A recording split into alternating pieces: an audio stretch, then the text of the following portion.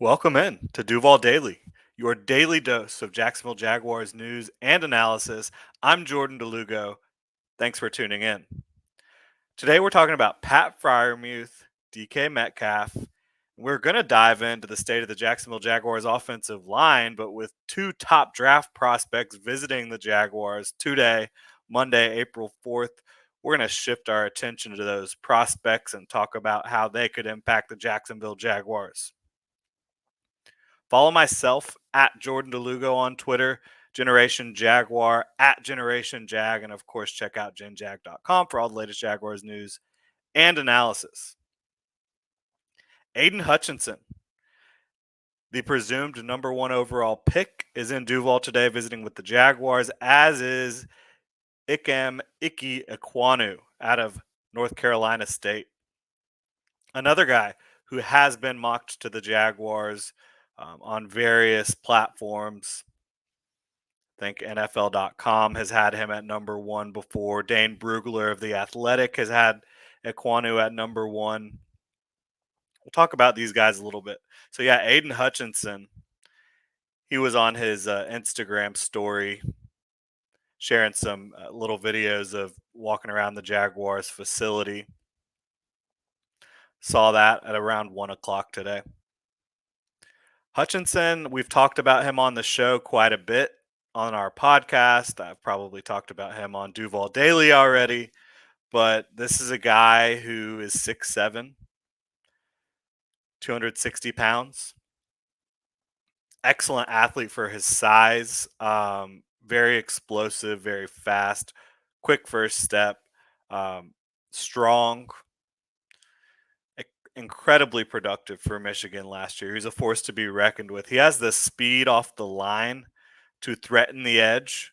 Then he has a variety of moves he can work to either win around the edge or come back across the face of the tackle and get some pressure with an inside move. He has a wide variety of options of moves at his disposal. And he used them incredibly well. He's very refined, incredible effort down in and down out, whether he's needing to pick up a big pressure or sack on a third down, or whether he's needing to set a hard edge against the run. He's able to do so from both a 2-point and 3-point stance, which is obviously helpful from a versatility perspective. He played a lot of interior defensive line earlier in his career and kind of made the move to playing edge more full time in 2021. It really suited him well. He was a perfect fit for what Michigan needed. And I don't have any questions about Aidan Hutchinson and his floor. This is a guy who's going to come in. I think he will be a double-digit sack producer. I think he will be very good against the run. And I think he is going to be a team leader, a tone setter, a hard worker.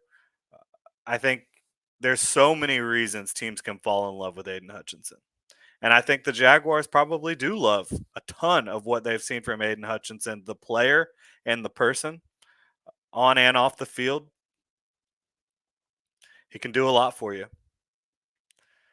And pairing him with a guy like Josh Allen is going to make Josh Allen better. It's going to make the rest of the defense better. The Jaguars have already inserted Arden Key, who can kind of win on third down situations from the interior, but he's more in a defensive end body, defensive end outside linebacker frame at 6'5", 240, but you slide him in on those pass rush downs on the interior, and he's able to give guards a fit. They can't keep up with him athletically. And they also added Foley Fatukasi. So this is a team that the defensive line has improved. I don't think it's where you need it to be yet, but adding Aidan Hutchinson to that mix, I can see why that would be very enticing from a culture perspective, from a talent perspective, from is this guy going to come in and contribute from day one and be someone who we can rely on? Yeah, Aidan Hutchinson is going to be that guy. Is he going to be an all pro ever in his career? Maybe not.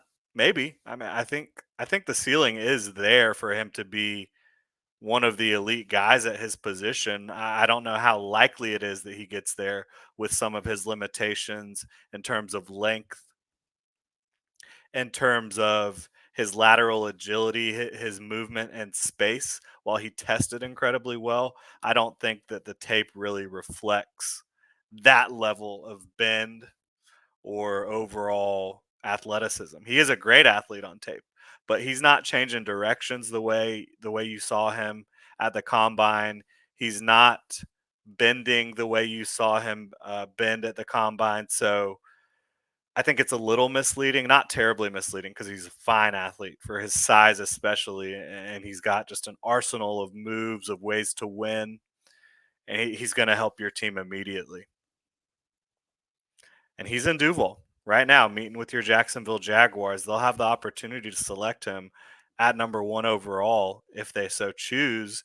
And he's the favorite. He's the odds on favorite. Look at any betting website. This is the guy that everybody's penciling into the Jaguars at number 1 overall, especially too. You look at mock drafts. Heavy favorite in terms of what the experts are saying around the country is Aidan Hutchinson. Ickey Ekwonu, offensive tackle prospect out of NC State. He's 6'4", about 320. Great build, very long arms. Um, the first thing that pops off, and if you've looked at Ekwonu at all, you'll know this.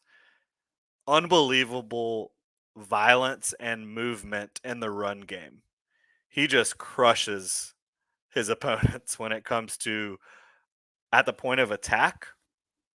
He blows them off the ball with great power, athleticism, plays with leverage, punch timing, in terms of getting his hands on the defender prior to the defender being able to kind of guard his chest. And that's against defensive ends. When you talk about him getting up on linebackers and defensive backs, he has great balance to land hits against these guys who are smaller, and he just buries them, destroys them. To me, it looks like he plays on the line between just very aggressive and maybe almost like going too far, but not a super heavily penalized guy. So, excuse me, he was able to get away with a lot of that in college, and maybe it wasn't crossing the line, but he plays right up to that line, and he does play through the whistle, and it's fun to watch. And so that can be a tone setting type of thing, right? If you're the Jaguars, you want to help Trevor Lawrence by running the ball. You want to get your running backs who hopefully are healthy for the regular season. Travis Etienne and James Robinson, hopefully they're healthy and ready to go. You want to get them going. Ickey Ekwonu is going to help you do that. Now, he's made a lot of progress in his pass protection and his sets and his overall timing and footwork and all of that as a pass protector, but he's still got a long way to go in terms of the consistency and his ability to pass protect and his ability to vertical set, um, and just stay balanced and stay consistent with what he's doing and stay disciplined. He's made progress there, but he's not at the level of a Evan Neal in pass protection from a technical standpoint, or Charles Cross. Charles Cross is light years ahead of him in pass protection. But Ekwonu is an insane athlete, incredibly powerful, dominant run blocker, absolutely going to be a tone setter for your offensive line. And both of these guys are visiting with the Jaguars. That shouldn't come as a surprise. The Jaguars will probably meet with every single top draft prospect prior to the draft, because you're not only doing this, even if you know that you're not going to draft this guy or not going to have the opportunity to draft this guy. You never know what happens with trades. You never know what might pop up with one of these guys, just days or moments prior to the draft that could see their stock plummet, like you saw with Miles Jack, who fell to the second round for the Jaguars, or Laramie Tunsil with a completely different reasoning for why he fell. But there's different things that pop up, and You have to do your due diligence in that regard. And also, 4 years from now, some of these guys are going to be hitting free agency. Have you met with them? Do you know them? Do you have a profile on them? Yeah. If you meet with them now, you will have that. You'll have the most information you can get to make the best possible decision down the road. So yeah, you're going to meet with a lot of guys that you're not going to draft just to get a feel for them and to know what you're dealing with down the road. You want to have a book on all these guys. But both of these guys could be in play at number 1 overall. I would guess Aidan Hutchinson is more in play, but a lot of people have pointed to Ickey Ekwonu and his physical traits and his upward trajectory as a guy that Trent Baalke could love. Jaguars general manager Trent Baalke does love some traits, and Ickey's got them. Aidan Hutchinson doesn't necessarily have the length that Trent Baalke has shown to that has he has shown that he loves with some of his first round defensive linemen he drafted in the past at San Francisco, but he's got a whole lot he's got a whole lot to sell you on. Aidan Hutchinson does. So, yeah, good chance one of those guys that's in Jacksonville right now is going to end up being a Jacksonville Jaguar.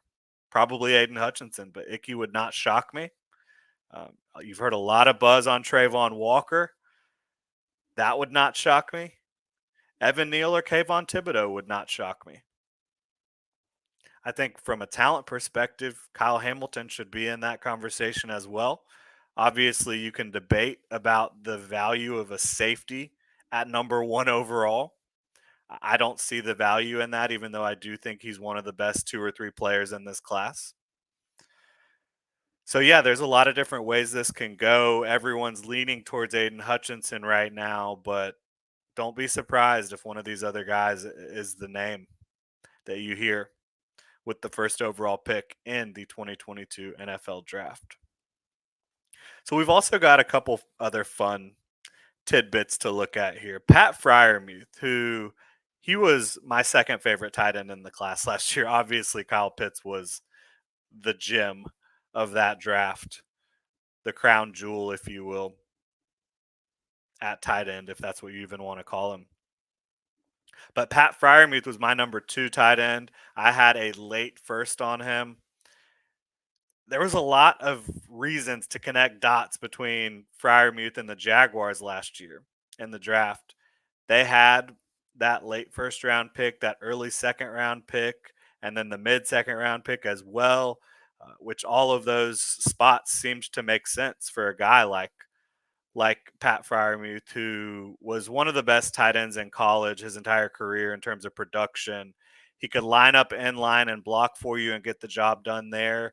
Very good route runner, a good athlete at the position, not a great athlete at the position, but the Jaguars needed someone like that. So it was easy to connect that dot. And then you also see Tyler Bowen.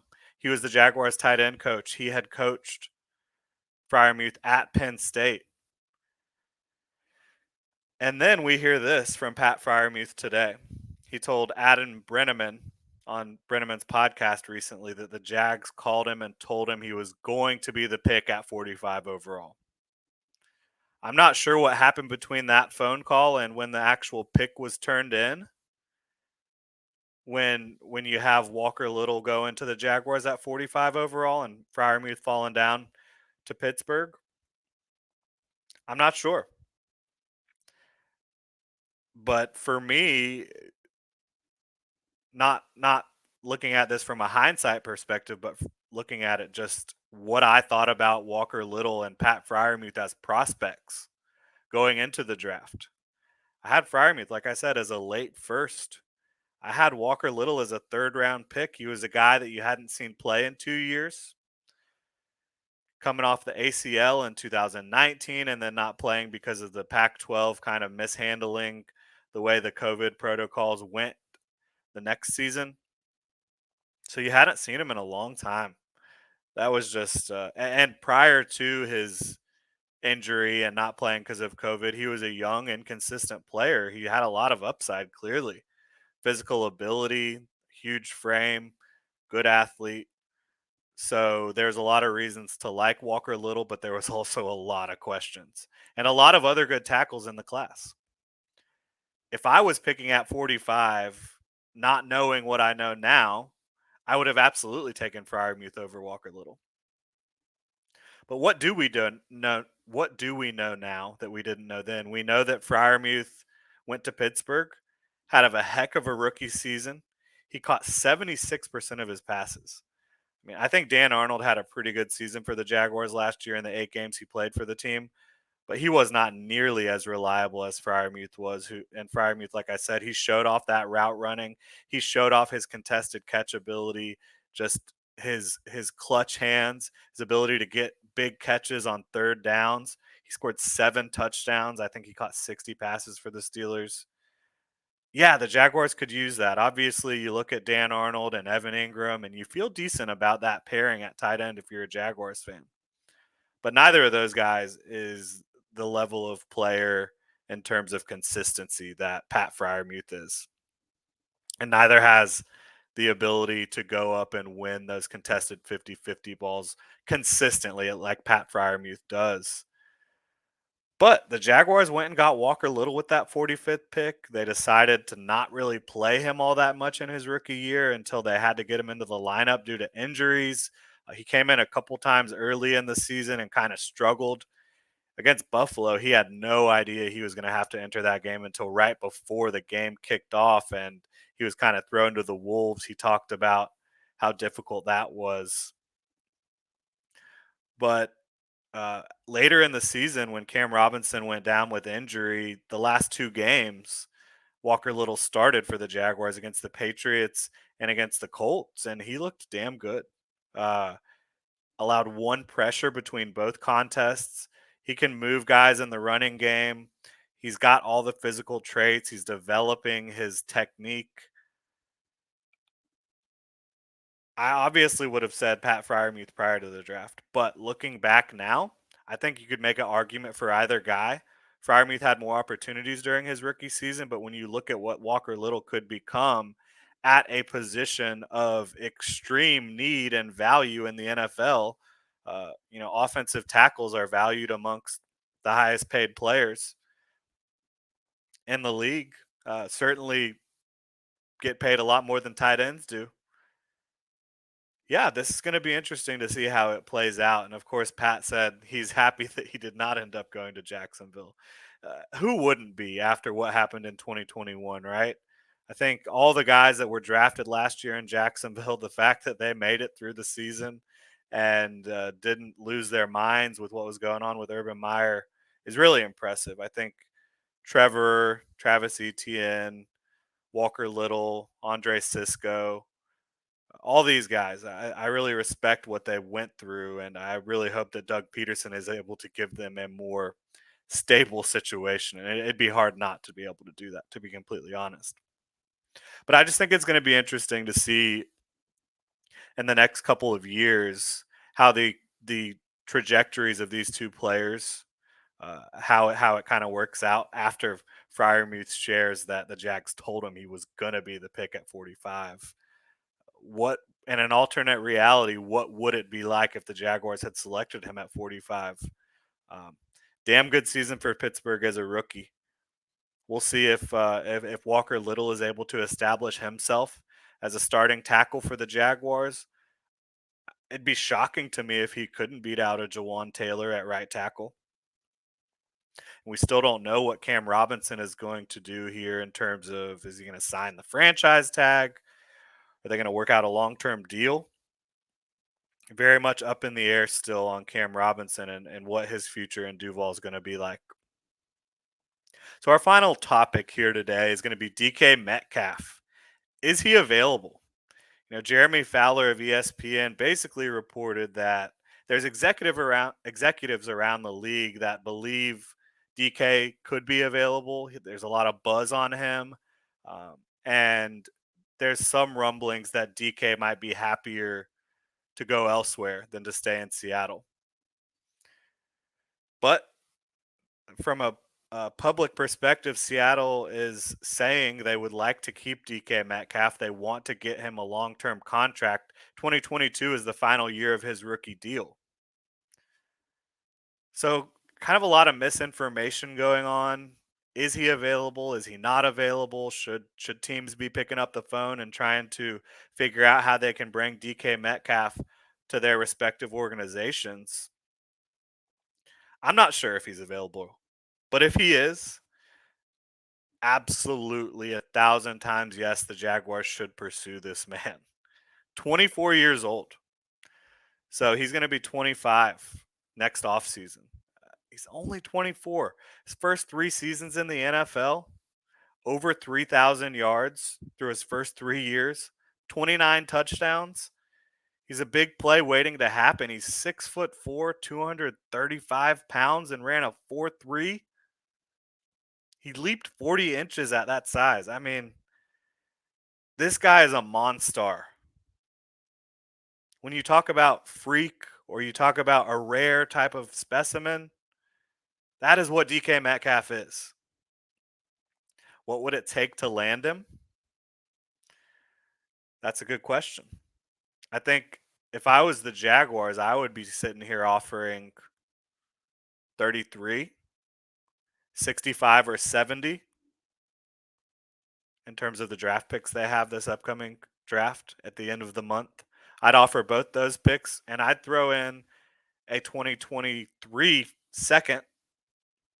If that did not get the job done, I'd be willing to make that 2023 second a 2023 first and bet on the fact that we are not going to be a team that's going to be drafting at the top of the draft if we are able to add someone like DK Metcalf, if we're able to continue to build the infrastructure around Trevor Lawrence and develop him properly. You give Trevor Lawrence, DK Metcalf, and Christian Kirk as his top 2 targets, when last year his top target for a good portion of the season was Laquan Treadwell, who couldn't find a job in the league prior to arriving in Jacksonville. Look, I like Laquan Treadwell's story. I think he's a great person, great personality. I think the fact that he's been able to continue to be positive and battle and try to carve out a role for himself in the NFL is awesome. But he should not be a starting wide receiver for your football team. DK Metcalf and Christian Kirk, given those 2 weapons to Trevor Lawrence, along with getting Dan Arnold back, getting Evan Ingram, who's another playmaker, despite his inconsistencies, Evan Ingram can make big plays for you, no question about it. Then you bring those running backs back. You're looking at a good group of offensive weapons if you can land DK Metcalf. And sure, you could sit here and argue that, well, you could draft a receiver at 33 instead of trading for DK Metcalf, and then you wouldn't have to pay Metcalf as well. Because whoever you draft, you're going to have 4 years of a cost controlled contract at the very least with that guy. But guess what? You ain't drafting DK Metcalf in the second round of this year's draft. I just don't see it. Yeah, I like George Pickens, but he is not DK Metcalf. Um, you don't know how quickly your second round pick or your third round pick at wide receiver is going to come in and be able to be a reliable contributor for Trevor Lawrence. And DK Metcalf, you're not only getting a reliable contributor, you're getting an alpha, a true number 1 receiver. I don't know how you could pass that opportunity up if you're the Jaguars. You wasted Trevor Lawrence's rookie year surrounding him with less than ideal talent, with horrendous coaching at the top. And now you have the opportunity, if DK is available, to go trade for him. I know this is going to get some backlash. I would offer the number 1 pick for DK Metcalf if I couldn't land him elsewise. I really would. Who are you going to draft at number 1 that's going to be better than DK Metcalf over the next 10 years? I don't know if I would bet on any of these players being a better player over the next 8 to 10 years than DK Metcalf. He's got one of the rarest physical profiles that you could imagine at the wide receiver position. You don't know what the number one pick is going to turn into once they get into the NFL. You have no idea. No one does. You want to make sure you're getting Trevor Lawrence the best possible talent, the best chance to succeed. Landing DK Metcalf would do that for you. And, the Jaguars probably would not throw the farm at a trade like this just because that's an extremely aggressive move. It's a move that is going to cost you salary cap space and draft capital, but they have the cap space to get it done. They're in a very healthy cap situation over the next several years. They have plenty of draft capital to get the job done. Give Trevor Lawrence that alpha on the outside. And you pair DK and Christian together, you have got some serious home run threats there. Plus Travis Etienne, if he returns to health. I mean, now you're looking at a team that can really take the top off of defense and create some chunk plays. And that is the name of the game in the NFL today. So, yeah, I would trade the number one pick for DK Metcalf and sign him to a long term deal. I would do it. But that wouldn't be my first offer. I'd try to get in there with a couple seconds and a third round pick and see if that can get the job done. If not, maybe offer that 2023 first. And if that can't get the job done, I would. I would go all in with the number one pick to secure DK Metcalf because I think if we're talking odds, if we're talking statistical probability, is the odds of the person the Jaguars draft with the number one overall pick being better than DK Metcalf being a bigger asset for Trevor Lawrence? Are the odds of that high? I don't think so. Like I said, DK Metcalf is one of the freakiest wide receiver prospects we've ever seen. And I can't believe that the NFL let him fall so far in the draft, essentially because he couldn't run a three cone to save his life. Guess what? When you're that big and that fast and that talented, you don't need a terrific three cone. Pulling up his mock draftable right now, which is a great resource if you guys aren't sure what it is. Basically shows you a spider chart of all the percentiles for athletic testing and uh and size. DK Metcalf, bench press 98th percentile, height 86th percentile, weight 95th percentile, wingspan 98th percentile, arm length 86th percentile, hand size 82nd percentile, 40-yard dash 94th percentile, vertical jump 93rd percentile, broad jump 97th percentile. Then you look at the three cone and the 20-yard shuttle, and yeah, can't do it. Couldn't care less. Guy should have been a first round pick all day and a top 10 pick all day. And I think he is, if you put him in this draft, and I know he doesn't cost the same amount as these draft picks, he's going to cost you more over the next 4 years than your draft pick will. But you've got plenty of salary cap space over the next 4 years. But if you just put him in this draft, he would be my number one pick without question. And you have the benefit of seeing him do it in the NFL. He's still only 24 years old. Really incredible. But yeah, if he's available, the Jaguars should absolutely be doing everything they can to land him. And if he's not available, I think they should still be doing their due diligence on pretty much every veteran receiver that has a contract that's expiring in the next couple of years. Because if you can go land a proven receiver, a young guy going into his second contract that can be a legit number one that you can pair with Christian Kirk for Trevor Lawrence to ensure that he'll have the type of weapons he needs to succeed over the next couple years. I mean, you cannot waste his second year like you did his first year. If you waste his first 2 years as a pro, You're only going to have 2 years left on that rookie deal, and he's going to be ready to get the hell out of here.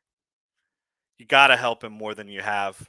I know you signed Christian Kirk, and I think he's going to help a lot. I don't think Zay Jones moves the needle for you at all. There's no one else on the roster at wide receiver that's moving the needle for you. Go get DK Metcalf if he's out there, and if he's not, I think continue to pursue other trades for potential number one targets that have proven they can get it done in the NFL. If you can't do that, you better be damn sure that you know what you're doing in that scouting department at wide receiver, which are you? I'm not. That's going to do it for the show today, though. Thank you for tuning in to Duval Daily. Make sure to check out genjag.com for all the latest Jaguars news and analysis. Have a great Monday.